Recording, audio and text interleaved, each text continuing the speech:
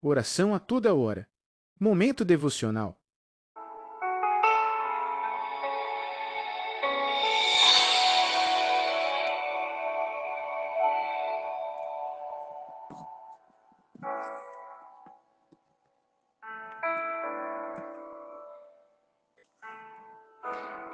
Senhor nosso Deus e nosso Pai que está no céu, nós te adoramos e te glorificamos por esta oportunidade de estar mais uma vez em um momento de oração e de reflexão da tua palavra, Senhor. Que cada pessoa que está escutando esse áudio, que está tendo a oportunidade de orar comigo, que esta pessoa possa ser fortalecida, abençoada, possa evidenciar em sua vida a graça salvadora do nosso Senhor Jesus Cristo e aprofundar o seu conhecimento na busca incessante pela sua própria salvação, pelo resgate de sua vida, por oportunidade de estar, Senhor, seguindo o caminho dos céus, que é Jesus Cristo, teu Filho, e de salvar a sua família através da pregação do Evangelho, do anúncio do Evangelho, de um exemplo de testemunho na presença do Pai, do Filho e do Espírito Santo. Assim eu te agradeço, que esta seja mais uma oportunidade para cada pessoa, Senhor, que busca a tua face, que precise de saúde, de milagre, de solução para a sua empresa, de solução para os seus negócios, que precisa de emprego, que precisa de estímulo. Pai, que o Senhor possa agir poderosamente em cada vida. É o que eu te peço, em nome de Jesus. Bendito seja o nome do Senhor. Muito bem, como Jesus Cristo é mencionado nas cartas de Paulo no Novo Testamento. Na primeira epístola a Timóteo, Paulo identifica Jesus usando principalmente os títulos e descrições de Cristo Jesus, Senhor e Salvador. Ele enfatiza a divindade e a missão redentora de Jesus, em contraste com os falsos ensinamentos da época. Não podemos esquecer que essa é a segunda parte da carta, onde estivemos vendo a parte geral, visão geral. Nosso versículo de ouro diz assim: que quer que todos os homens se salvem e venham ao conhecimento da verdade, porque há um só Deus e um só mediador entre Deus e os homens, Jesus Cristo, o homem, o qual se deu a si mesmo em preço de redenção por todos nós, para servir de testemunho a seu tempo. 1 Timóteo, capítulo 2, verso 4 a 6. Também nossas verdades inquestionáveis diz assim, em 1 Timóteo 4,12, Paulo escreve, ninguém o despreze por você ser jovem, mas seja exemplo para os fiéis na palavra, no procedimento, no amor, na fé e na pureza. A juventude de Timóteo não era uma limitação, mas uma oportunidade para demonstrar o poder transformador de um Deus que pode todas as coisas em cada área da nossa vida. A gente pode perceber que Timóteo, quando assume o trabalho colocado por Paulo na igreja em Éfeso, ele ainda era novo. Novo para nós aqui é uma pessoa de 18 anos. Já para os judeus, uma pessoa de 30 anos, 32, 33 era considerado ainda novo. Timóteo, apesar de ser muito jovem, mas Timóteo tinha aprendido as sagradas letras justamente em casa com a sua avó, com a sua mãe Eunice e com a sua avó Eloide. Mulheres guerreiras, mulheres dedicadas, enfáticas em amar a Deus e que depois aceitaram o Senhor Jesus através da vida de Paulo e foi mais motivo para que Timóteo pudesse entender melhor aquilo que ele já havia aprendido em casa de sua mãe, de sua avó. Mas Paulo traz uma revelação que faz com que Timóteo passe a amar a Deus de uma forma tremenda e gloriosa ao ponto de largar tudo e seguir caminho em direção à vontade de Deus, trabalhando ao lado de Paulo e indo às viagens missionárias de Paulo na medida do possível. Mas fica mais propício quando ele, então, depois de muito aprendizado, de ter um discipulado aos pés, aos ensinos de Paulo, ele então passa a exercer a liderança ou presbitério na vida da igreja de Éfeso. E enquanto ele estava fazendo isso, ele estava cumprindo o propósito de Deus. A igreja de Éfeso era uma igreja que se identificava com Cristo, mas que também passava por período um pouco difícil de estabilidade espiritual. Nosso destaque diz assim: mas o Espírito expressamente diz que nos últimos tempos apostatarão alguns da fé, dando ouvido a espíritos enganadores e doutrinas de demônio, pela hipocrisia dos homens que falam mentiras, tendo cauterizado a sua própria consciência, proibindo o casamento, ordenando a abstinência dos manjares que Deus criou para os fiéis, e para que os que conhecem a verdade, a fim de usarem deles com ações de graça. Porque toda criatura de Deus é boa, e não há nada que se rejeitar sendo recebido com ações de graça, porque pela palavra de Deus e pela oração é santificada. Aqui Paulo está falando da alimentação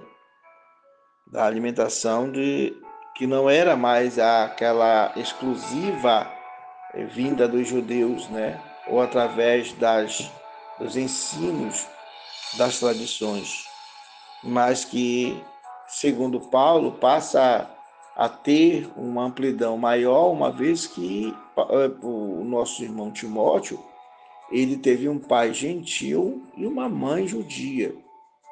E, consequentemente, Timóteo tinha aprendido com os dois, mas agora estava envolvido com a doutrina do Evangelho e precisava compreender o Evangelho para não escandalizar nem judeus, nem gregos, mas fazer de tudo para que ele alcançasse o coração deles todo e não trouxesse impedimento para o cumprimento da palavra de Deus na vida dele. Então ele diz, porque pela palavra de Deus e pela oração é santificada toda a criatura, né? Propondo essas coisas aos irmãos, serás bom ministro de Jesus Cristo. Olha aqui, ele chama de bom ministro, criado com a palavra da fé e da boa doutrina, que tens seguido. Tens cuidado de ti mesmo e da doutrina, persevera nessas coisas, porque fazendo isto, salvarás tanto a ti como aos que te ouvem. Ou seja, a pessoa não, quando segue o evangelho, quando vai seguir o caminho da perseverança que o evangelho nos traz, ele precisa ser exemplo dos fiéis na palavra, no trato, no comportamento, enfim, nos seus negócios, em tudo que ele faz. Se ele é uma pessoa que lidera uma empresa, mas trata as coisas de forma à base da propina, da corrupção, tentando corromper a vida dos outros, ou se deixar corromper pela vida dos outros, das falsas doutrinas, dos falsos ensinamentos, essa pessoa corre um grande risco de ganhar o mundo todo, mas perder a sua alma. A pessoa precisa escolher entre viver a fidelidade de Deus, viver um evangelho pleno, sem a vergonha, mesmo que tenha que passar por constrangimentos devido às perseguições, às calúnias, ofensas, às falsas narrativas, e identificar-se com um bom testemunho, que é o que ele fala aqui, né? Ele diz, tem cuidado de ti mesmo e da doutrina. Uma pessoa, para falar do evangelho, ela precisa conhecer a doutrina, ou as doutrinas. Doutrina da salvação, da regeneração, a doutrina da ressurreição, a doutrina da transformação, né? A doutrina através do sangue ou da cristocêntrica, ou a cristologia que fala de Jesus em todos os sentidos. Isso mostra a grandiosidade de um evangelho pleno na vida da pessoa, onde ele não se mete com fábulas, não mete com historinhas de carochinha, não prega, não vai perder o tempo no púlpito para pregar coisas que não têm base sólidas em Deus e que não vieram de Deus. São coisas carnais e humanas que ele deve não absorver. Não é que ele não possa ouvir ditados, falar algumas coisas que existam no mundo, é que ele não pode falar nada que não é verdade. Ele não pode basear sua pregação na lenda de fulana, de beltrana. Não, a sua pregação, o seu ensino, o seu testemunho, a sua vida pessoal, a sua vida social, a sua vida espiritual e moral devem ser baseadas na doutrina do Evangelho de Cristo. A nossa leitura bíblica do assunto diz: como eu te exortei quando parti para a Macedônia, permanece em Éfeso para advertir alguns e a não ensinarem outra doutrina, nem se atentarem para fábulas, genealogias intermináveis, que mais causam contenda do que edificação. O propósito deste mandamento é o amor que procede de um coração puro, de uma boa consciência e de uma fé sincera. Alguns, desviando-se, entregaram-se a conversas vãs, querendo ser mestres da lei, mas não entendendo nem o que dizem, nem o que afirmam. Eu vejo muito isso. Infelizmente, a gente está cheio de narrativas. Pessoas que estudam a palavra e formam genealogia intermináveis. Tentam explicar coisas do passado sem ter uma finalidade. Toda a história da Bíblia vem apontando para Cristo. Toda a história vem apontando para o Cristo Salvador da humanidade. O renovo, aquilo que Isaías falou: um filho se nos nasceu, um filho se nos deu, o principal está sobre os seus ombros, seu nome será maravilhoso, conselheiro, Deus forte, Pai da eternidade e príncipe da paz. E assim vai, o governo estará sobre os seus ombros. Então, quer dizer, muitas coisas que foram anunciadas no passado, há muito tempo, mas que apontavam para Jesus. Nós já falamos isso nos outros livros, nós falamos desde Gênesis, não podemos repetir hoje numa só palavra. Mas é importante que a gente entenda a palavra como a palavra, porque ela é o mel, ela é pão, né? Nos alimentemos da palavra como viva e eficaz e mais penetrante. E ela é apta para entrar na separação entre juntas e medulas e apta para discernir as intenções e pensamentos dos homens. Então, ela também é apta para fazer isso na minha vida e na vida de qualquer pessoa. A palavra de Deus tem efeito poderoso em si. Ela já existe porque ela saiu da boca de Deus. Então, todo o evangelho que Jesus pregou, esse evangelho, ele tem movimento. Ele não foi sepultado, mesmo diante de todos os argumentos, narrativas que se formaram, sabe, tradições que apareceram, de igrejas que querem ser dona da verdade, a primeira igreja no mundo. É tão falsa essa narrativa de ser a primeira igreja do mundo, que a primeira igreja foi em Jerusalém. E as pessoas dizem que a primeira igreja é romana. É falsa essa narrativa, é tão falsa, mas tão falsa que Jesus não nasceu em Roma. Jesus nasceu em Belém de Judá. Então é muito grave a gente crer nessas teorias que, por melhores que elas sejam, elas são falsas a partir do momento que elas não têm base sólida nas Escrituras Sagradas. Então, diz aqui que alguns, eles se desviaram e entregaram-se a conversas vãs, querendo ser mestres.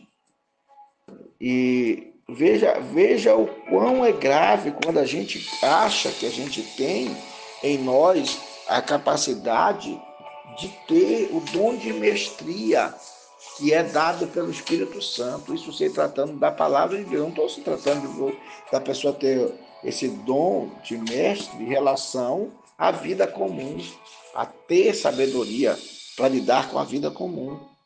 Ser uma pessoa esperta, inteligente, capaz, observadora, não desequilibrada, mas equilibrada e sábia. Isso tudo é bom.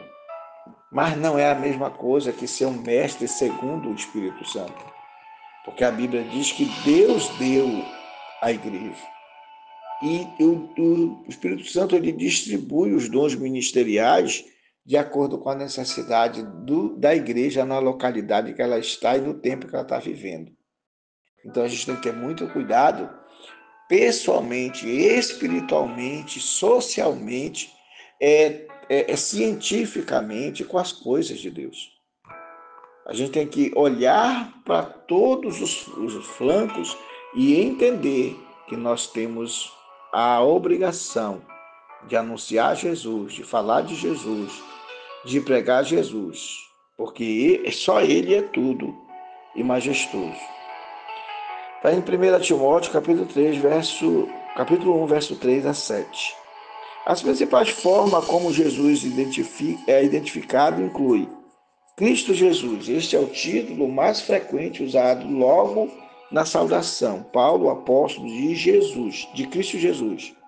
Repetidamente ao longo da carta, Cristo é a tradução grega para o hebraico Messias, significando ungido, e enfatiza o papel de Jesus como Messias prometido para Israel e para a nação, para o mundo, né?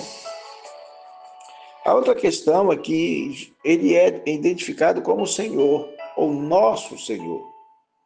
Paulo refere-se a ele como nosso Senhor, destacando sua autoridade e soberania sobre a igreja e a vida das pessoas. Se hoje tem pessoas que não têm Jesus como Senhor de sua própria vida, de sua história, de sua casa, de seu casamento, de sua empresa, se Jesus só manda em parte da vida da sua empresa, se Jesus só manda em parte da sua vida social, e ele não manda na sua história, no seu querer, na sua vontade, no seu caráter, na sua personalidade, na sua família, se ele não é Senhor na sua casa, procure chegar ao ponto de transformar Jesus como seu Senhor.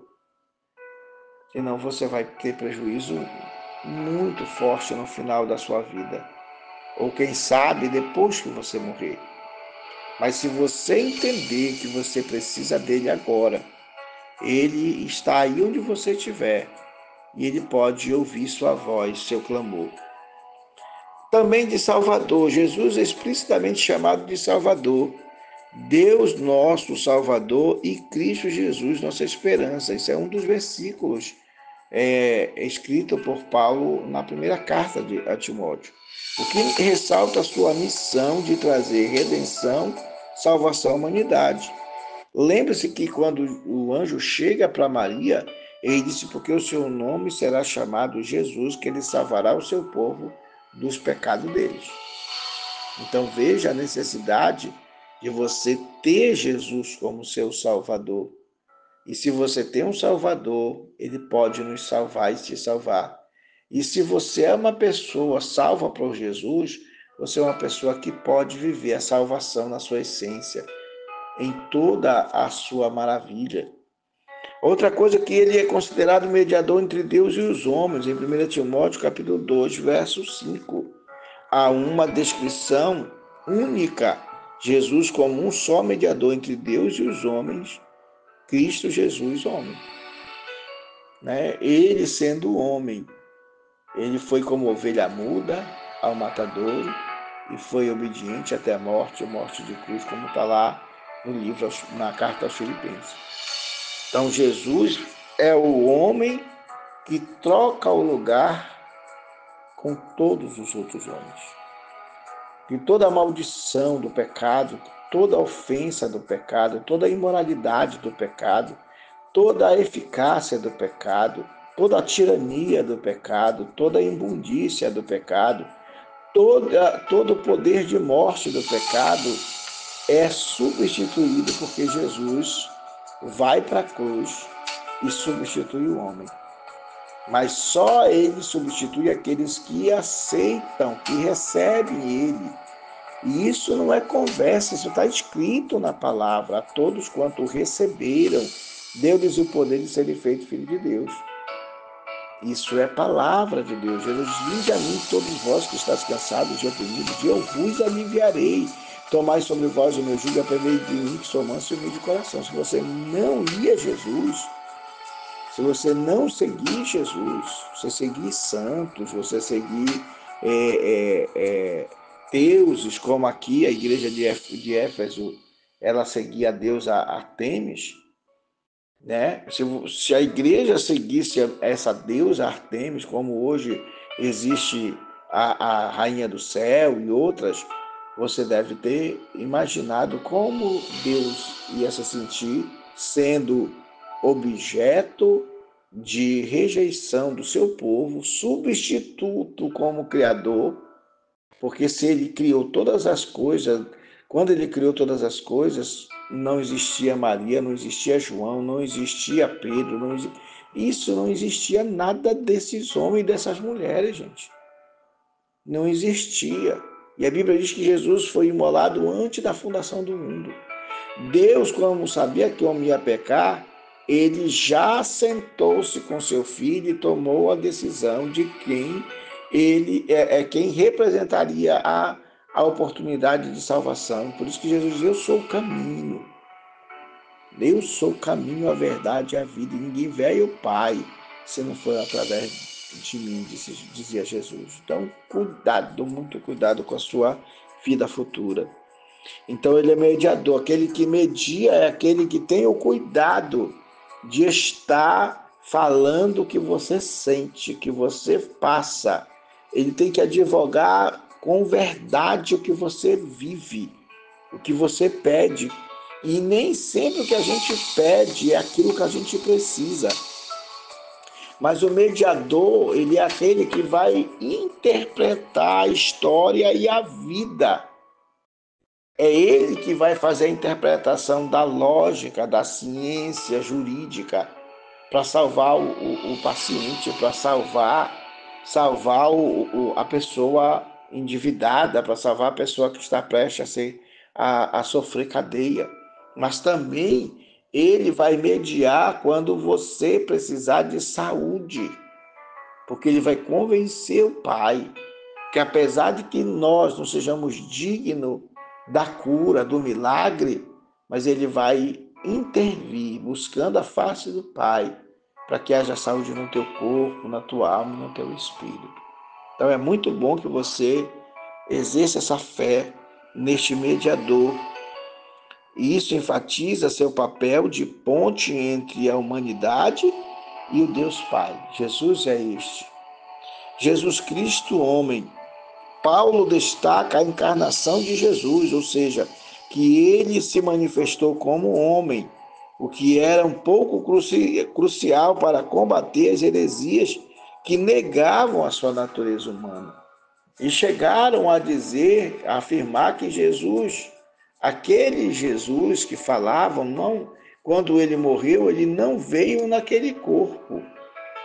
E isso já negava, já era uma negação da existência de Jesus como um homem e da sua permanência no corpo, só que transformado, como diz as Escrituras, o mortal em imortal, o corruptível em incorruptível. Então, nosso Jesus, ele assume o nosso lugar, mas ele não só assume o nosso lugar, ele se torna o nosso único meio de salvação.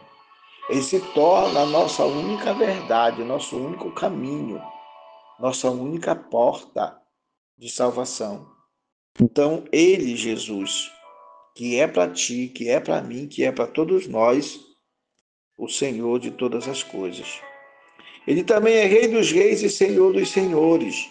Em 1 Timóteo, capítulo 6, verso 15, Jesus é descrito com esse título majestoso que enfatiza a sua autoridade, sua supremacia e sua glória final. Ou seja, as pessoas vão ter que se ajoelhar diante dele e confessar, abrir a boca e confessar que ele é Senhor. Não existe outra saída. Quando ele assentasse no trono branco para julgar, todos os homens de todas as épocas terão que estar ali.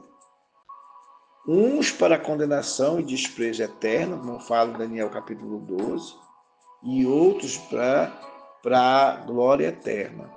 Por quê? Porque a igreja estará representada. Os que se salvaram durante a grande tribulação por sofrerem, por serem mortos, por não se dobrar diante da besta, diante do anticristo, estes vão ter palmas brancas para estarem diante de Deus nesse dia de juízo. Mas a igreja do Senhor também estará lá, porque a igreja ela creu, a igreja ela aceitou, a igreja ela foi lavada no sangue de Jesus, a igreja ela foi conduzida pela cabeça que é Cristo, como está na carta aos Efésios. Jesus é o cabeça da igreja, aquele que pensa pela igreja, aquele que indica o caminho para a igreja, aquele que idealiza o melhor para a igreja. Então, todas essas idealizações, sonhos que nós tivermos na nossa vida, eles não são nada diante dos projetos de Deus. Quando José foi perseguido e jogado dentro daquela cova e depois vendido como escravo para os medianitas, José não tinha dimensão de que tudo aquilo era para cumprir aqueles sonhos que antes ele tinha tido e contado para os seus pais e para os seus irmãos. Foi a causa dos seus irmãos odiarem ele e do seu pai, de uma certa forma, agir de forma um pouco inocente, ou talvez até mesmo para querer manter sua autoridade de pai, para que os outros não viessem questionar. Mas Jacó advertiu bravamente José, como diz: tu acha que eu e a tua mãe vamos nos ajoelhar diante de ti? E a história prova que Jacó, a mãe tinha morrido, mas as outras mulheres se tornaram esposa de Jacó, que eram também mãe de José, a chamada mãe afim, porque a Raquel havia morrido, e ele passa automaticamente sendo dirigido por uma daquelas mulheres. Todos se dobraram diante dele no Egito, sem saber que ele era governador. Eles tiveram que se curvar. Foi quando ele se apresenta para Jacó e diz para ele: eu sou teu filho. Não se atribule, porque Deus me mandou. Ele foi compreender que ele foi enviado para o Egito antecipadamente para salvar os seus irmãos e o seu pai e todas as mulheres de seu pai, para não morrerem naquela localidade de fome e de sede. Porque ele não só os mandou chamar de lá, tirar de lá, da terra onde eles estavam passando fome, correndo risco de morte, mas também deu a eles uma terra onde eles só foram tirados de lá depois que Deus manda libertá-los com mão forte e poderosa. Então, é muito importante que a gente entenda a palavra de Deus para que a gente não caia em contradição. Alguns pontos-chave de 1 Timóteo é a autoridade e propósito, que Paulo identifica como apóstolo pelo mandamento de Deus, para dar autoridade às suas palavras a Timóteo.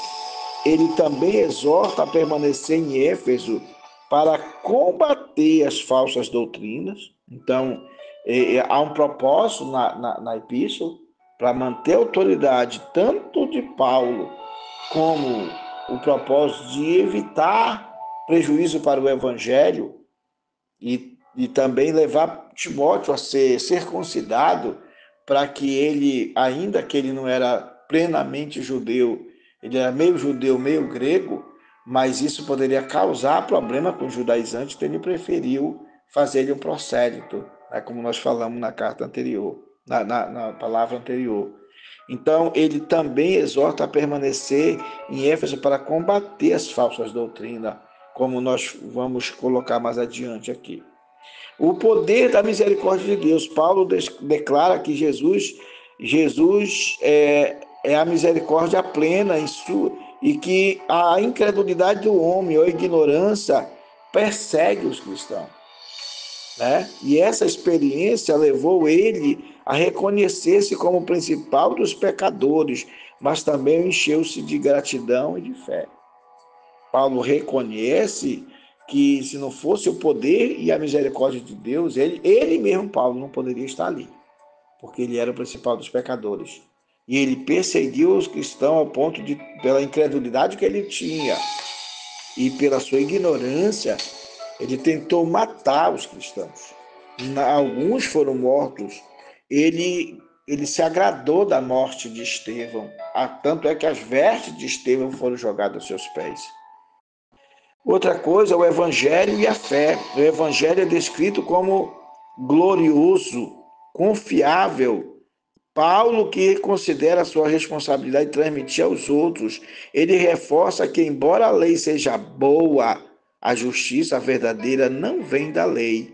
Ela vem através do evangelho da fé, da graça salvadora. Sois salvos, pela graça sois salvos, mediante a fé. Isso é dom de Deus. Isso não vem de vós. Isso não vem do homem, não vem da carne, não vem da igreja como estrutura.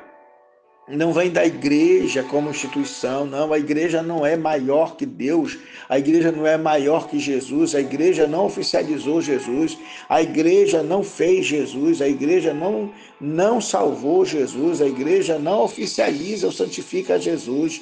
É tudo ao contrário, foi ele quem criou a igreja, a verdadeira igreja, não como instituição, mas como corpo místico, como homens e mulheres que amam a Deus e servem a Deus e que, por servir a Deus, são perseguidos, passam por tribulações, por sofrimento, são considerados lixo no mundo, mas também o Senhor não nos deixa sozinhos. A Bíblia diz que Deus está conosco, Ele é Emmanuel, Ele está conosco. Também o chamado ao bom combate. Paulo exorta Timóteo a combater o bom combate da fé, mantendo a fé de uma boa consciência, porque alguns que rejeitam a fé já naufragaram nela. O apóstolo também adverte contra a tendência de transformar a fé em um sistema de regra e atenção de legalismo. Diz assim, o qual se deu a si mesmo em preço de redenção por todos, para servir de testemunho a seu tempo. Não existe legalismo nisso, existe fé. Existe a evidência de um Cristo que se entregou para nos salvar. Está em 1 Timóteo capítulo 2, verso 6. Então, o contexto histórico fala sobre a questão de Paulo escrever a Timóteo desde Éfeso para a igreja de Éfeso, enviando a Timóteo uma carta que faz dele, que o direciona a ele auxiliar aquela igreja de uma forma tremenda e sadia, sem nenhuma mistura.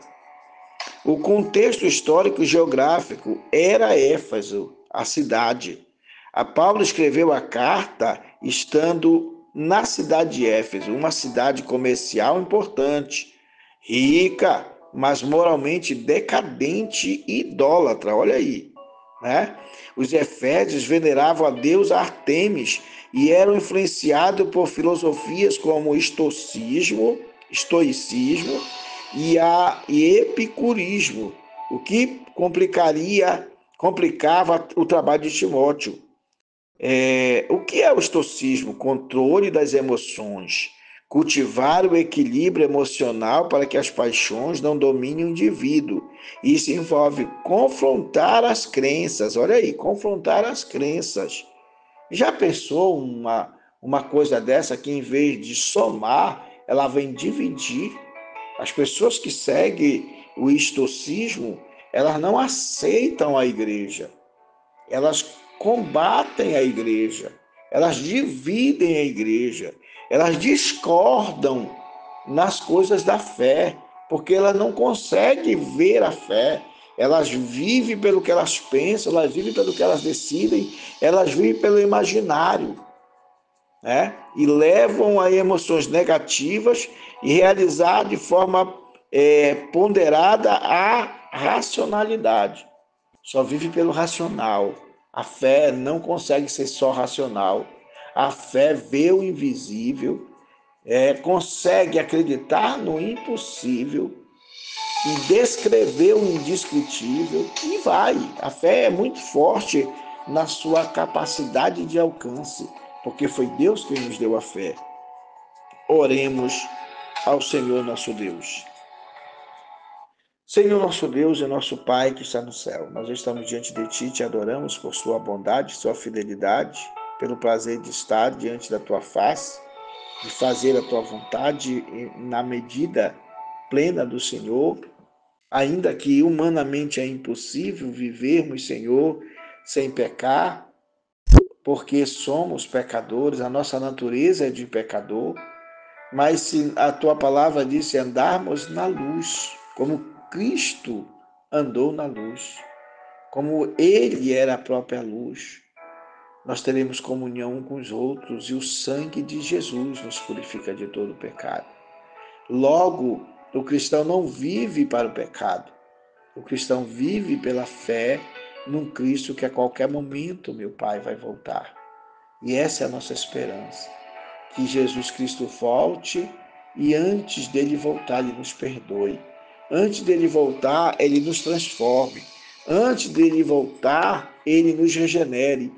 Antes dele voltar, meu Pai, ele consiga mudar o nosso caráter, a nossa personalidade de um homem pecador e vulgar para um homem sensato, justo, honesto, trabalhador, dedicado, amoroso e fiel, meu Pai. Porque isso é possível não ao homem, mas ao teu Espírito, à tua palavra, a ti, ó Deus, que é o Deus dos impossíveis. O Senhor pode todas as coisas em nossa vida. Então nós queremos te agradecer e te bendizer, Senhor, para que a nossa vida viva na libertação, viva, Senhor, no controle do teu Espírito, viva nas instruções da tua doutrina, viva na liderança do Senhor sobre a tua igreja, viva no verdadeiro Salvador que é Cristo, Senhor, que a gente aprenda, Senhor, a destacar a tua vontade em nossa vida, custe o que nos custar. Nós entregamos o nosso país, os estados desse país, o Pará, te entregamos, Senhor, nosso município, Belém, te entregamos, meu Pai, todos os nossos bairros de Belém. Entregamos, Senhor, nossa rua, nossos amigos, moradores e vizinhos. Entregamos a nossa família, nossos filhos e filhas, quem tem pai, mãe ainda, aqueles que têm avós ainda, aqueles que têm irmãos, irmãs, cunhados, cunhadas, meu pai, primos, sobrinhos, que toda a família seja visitada pelo amor de Deus, pelo poder de Deus, pela graça de Deus, pela transformação do Senhor, meu Pai. Que as empresas, os negócios, os empregos dos irmãos, das pessoas que te servem como o único Deus que és, que essas pessoas te amem, te adorem, se firmem na verdade, controle seu emocional pela fé, não pelas coisas do mundo, pela carnalidade, Senhor, pelo controle através de um pensamento, seja, Senhor, daqueles que acreditam como epicurismos, que pensavam, Senhor, de uma forma equivocada, de uma forma sensual, ao luxo, ao conforto, sem o aspecto da prudência inerente e focada na fé, mas das coisas focadas no racional, meu Pai, na carne do homem, nos propósitos do homem, na saber do homem, Senhor. Nós queremos livramento, nós queremos graça, nós queremos misericórdia, nós queremos cura, nós precisamos de milagre, nós precisamos, Senhor, da salvação em nossa vida, nós precisamos, Senhor, do milagre da presença do Espírito Santo em nós. E custe o que custar, como custou o próprio sangue de Jesus, Nós queremos te adorar, te bendizer e te exaltar e te pedir, Senhor, permanece conosco. Recebe toda a nossa adoração, o nosso louvor, na presença do Senhor, em nome de Jesus, para a glória de Jesus.